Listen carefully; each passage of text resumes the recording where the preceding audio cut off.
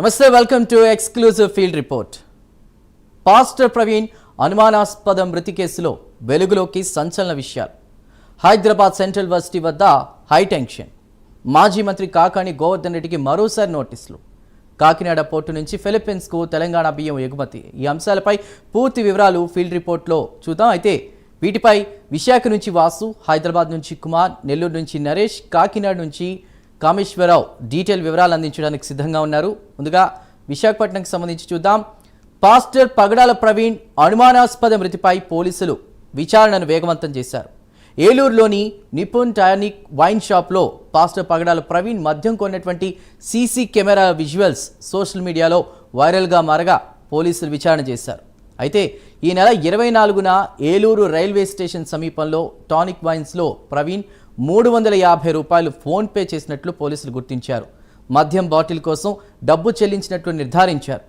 Road ప్రమాదంలోనే Praveen మృతి చెందినట్లు ఇప్పటికే గుర్తించిన పోలీసులు మద్యం సేవించి బైక్ నడపడం వల్లే ప్రమాదానికి గురైనట్లు భావిస్తున్నారు.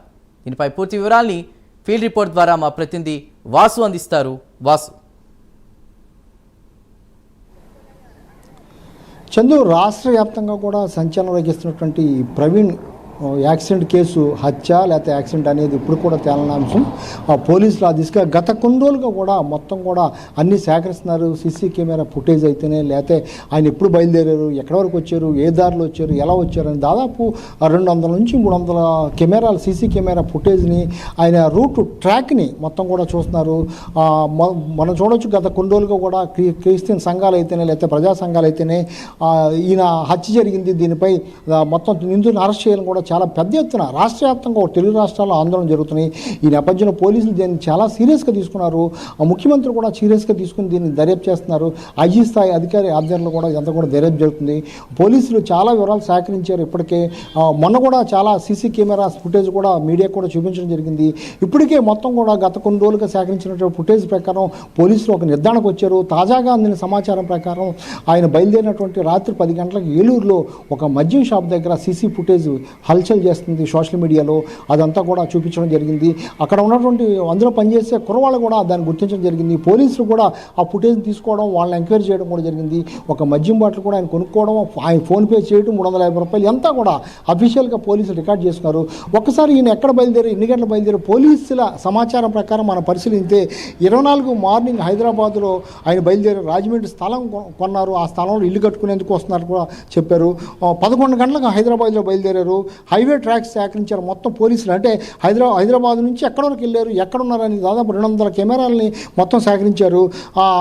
1:30 చౌటుపల్లి పాస్ అయ్యారు. విజయవాడ సాయంత్రం 4 గంటలకు చేరుకున్నారు. 4 గంటలకు చేరుకుని 8:30 వరకు కూడా విజయవాడ ఉన్నారు. అంటే ఈ దాదాపు 3 గంటల గ్యాప్ వస్తుంది, 3-4 గంటల గ్యాప్ వస్తుంది. ఈ 3-4 గంటలు ఆయన ఏం చేశారని మొత్తం కూడా సేకరిస్తున్నారు. పోలీసులకు అందిన సమాచారం ప్రకారం రామరపాడులో ఆయన మొత్తం కళ్ళు తిరిగి పడిపోవడం, లేకపోతే కూర్చుని పోవడం, అక్కడ ట్రాఫిక్ పోలీసులు కూడా ఆయనకి సపరేలు చేయడం, టీ ఇవ్వడం, కొంత కూర్చోబెట్టడం, ఆయన 2 గంటల దాకా అక్కడ రెస్ట్ తీసుకోవడం, మళ్ళీ 8:30కి అక్కడ బయలుదేరి దాదాపు పొట్టిపాటు టోల్గేటు 9:30 గంటలకు ఆయన దాటడం జరిగింది. మళ్ళీ అక్కడ నుంచి 11:56 వరకు యాక్సిడెంట్ అయ్యే వరకు కూడా మొత్తం దాదాపు ఈయన ఎక్కడెక్కడ తిరిగారు ఏంటి అంతా సేకరించడం జరిగింది పోలీసులు. ఈ సమయంలో మనం కీలకమైన అంశాలు గుర్తుపెట్టుకోవాలి. అప్పటికే ఆయన చాలా నీరసంగా ఉన్నారు. ఆయన మరి ఎందుకు నీరసంగా ఉన్నారు, జర్నీ చేయడం వల్ల నీరసంగా ఉన్నారా, లేకపోతే వేరే కారణాలు, వేరే ప్రచారాలు జరుగుతున్నాయి, దానివల్ల ఏమైనా నీరసంగా ఉన్నారో మనం ఆలోచించాలి. బుల్లెట్, ఆయన వేసుకొస్తున్న బుల్లెట్కి హెడ్లైట్ కూడా ఊడిపోయింది జరిగింది. సీసీ కెమెరాలో మనం పరిశీలించి బుల్లెట్కి హెడ్లైట్ కూడా ఊడిపోయి ఆయన సరిగ్గా కనపడిన లైట్లో కూడా రావడం కూడా జరిగింది. అదేవిధంగా పోస్ట్ మార్టం కూడా రిపోర్ట్లో కూడా చిన్న చిన్న దెబ్బలు జరిగింది. అంటే చిన్న చిన్న దెబ్బలు, అంటే వాటిని చూసి వీళ్ళందరూ కూడా ఎవరో హత్య చేశారు ఆయన్ని అని చెప్తున్నారు. కానీ వాస్తవానికి అది యాక్సిడెంట్ వల్ల జరిగిందని కూడా పోలీసులు భావించే పరిస్థితి కల్పిస్తుంది. పోలీసులు అందిన సమాచారం ప్రకారం, వాళ్ళకున్న ప్రకారం, ఈ పోస్ట్ మార్టం తర్వాత ప్రాథమిక సమాచారం ప్రకారం చిన్న చిన్న గాయాలతో పాటు కాలుపై మొత్తం కూడా కాలిపోయినట్టు మొత్తం కూడా దాన్ని కూడా గుర్తించారు. అలాగే విజయవాడలో ఆ 4 గంటలు ఏం జరిగింది అనేదే చాలా కీలకంగా మారింది. అంతేకాక ప్రమాదం జరిగిన సమయంలో దాదాపు ఒక 4 కార్లు కార్లు ప్రమాదం ఈయన అనంతరం 4 కార్లు దాటుకుంటూ వెళ్ళాయి. ఆ 4 కార్లు ఎవరన్నా గుద్దారా లేకపోతే కావాలని చేశారని కూడా ఆరోపణలు రావడం జరిగింది. ఈ 4 కార్లు కూడా సేకరించారు. అసలు ఈ ఓనర్స్ ఎవరో, ఆ సమయం ఎవరు వెళ్ళారు, అందరూ కూడా పోలీసులు ఎంక్వైరీ జరిగింది. దానికి సంబంధించిన వివరాలు కూడా పోలీసులు వెల్లడించారు. అందులో ఒక 3 కార్లు అయితే వివిధ వ్యక్తులు అయినప్పుడు ఒక వ్యక్తి మాత్రం బుల్లెట్ మీద వెళ్తున్నటువంటి ప్రవీణ్ని గుర్తించారు. ఆ బ్యాగ్ పడిపోతున్నా సరే, లైట్ సరిగా లేకపోయినా సరే ఆయన అలా పక్క నుంచి వెళ్తున్నారు, ఆయన కూడా గుర్తించడం జరిగింది. అంటే ఆయన బుల్లెట్ మీద వస్తున్న విధానం బట్టి కానీ, లేకపోతే ఆ రావణపాడు టోల్గేట్ దగ్గర 2-3 గంటలు కూలబడిపోయి పడుకోవడం బట్టి కానీ అనేకమైన ప్రచారాలు జరుగుతుంది. ఈ ప్రచారాలు వాస్తవా లేదనేది తేలాల్సిన పోలీసులు ఇప్పటికే ఒక కొలిక్కి వచ్చారు. దాదాపు ప్రాథమిక సమాచారం ప్రకారం లేకపోతే పోస్టుమార్టం ప్రాథమిక నివేదిక ప్రకారం జరిగిన సీసీ ఫుటేజ్ల మొత్తం నివేదిక సేకరించుకుని పోలీసులు చెప్పేది ఏంటంటే ఇది ప్రమాదం జరిగింది, యాక్సిడెంట్ ప్రకారమే ఆయన చనిపోయారని ఒక నిర్ధారణకు అయితే వస్తున్నారు.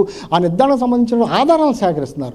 ఇది ఎవరు కూడా చేసిన హత్యో లేకపోతే ఇక అఘాయిత్యమో కాదు, ప్రమాదం వల్ల జరిగింది. ఆయన వెహికల్ వేసుకొచ్చినట్టు వెహికల్ సరిగా లేదు, లైటింగ్ సరిగా లేదు, రావడం కూడా సరిగా లేరు. అక్కడ నుంచి రావడం వల్ల అలసిపోయి ఈయన ఏమైనా ఇబ్బంది పడిపోయారా ఏంటి అనేది మొత్తం సేకరిస్తున్నారు. దీనికి సంబంధించి 1-2 రోజుల్లో రేపు ఎల్లుండిలో పోలీసులు మొత్తం పూర్తి స్థాయిలో వివరణ ఇచ్చేందుకు ప్రెస్ మీట్ పెట్టి పూర్తిగా ఆధారాలతో చూపేందుకు కూడా చేస్తున్నారు. ఎందుకంటే ఇది direct CM Chandrababu Naidu involve అయ్యారు. దీనికి సంబంధించి నివేదిక ఏ రోజుకి ఆ రోజు ఆయన నివేదిక తీసుకున్న ఐజీతో కూడా నేను 45 నిమిషాల మాటలో దీని మీద చర్చించడం జరిగింది. పోలీసులు చాలా సీరియస్గా తీసుకున్నారు. దీని రాష్ట్ర వ్యాప్తంగా కూడా దీనిపై ఎందుకంటే మతపరమైన కొన్ని కల్మషాలు కృషిస్తున్నారు, కొంతమంది సోషల్ మీడియాలో ప్రచారాలు చేస్తున్నారు. ఎన్నిటి అరికట్టాలంటే ఇది ఏం జరిగింది అనేది తేల్చాలని పోలీసులు చాలా తీసుకున్నారు. ఇందులో భాగంగానే దాదాపు 200 సీసీ కెమెరాలకు సంబంధించిన ఫుటేజ్ని సేకరిస్తున్నారు. రేపెల్లుండిలో ఈ వ్యవహారానికి సంబంధించి పూర్తి వివరాలు పోలీసులు వెల్లడించే అవకాశం ఉంది. Chandu. Right Vasu, thank you.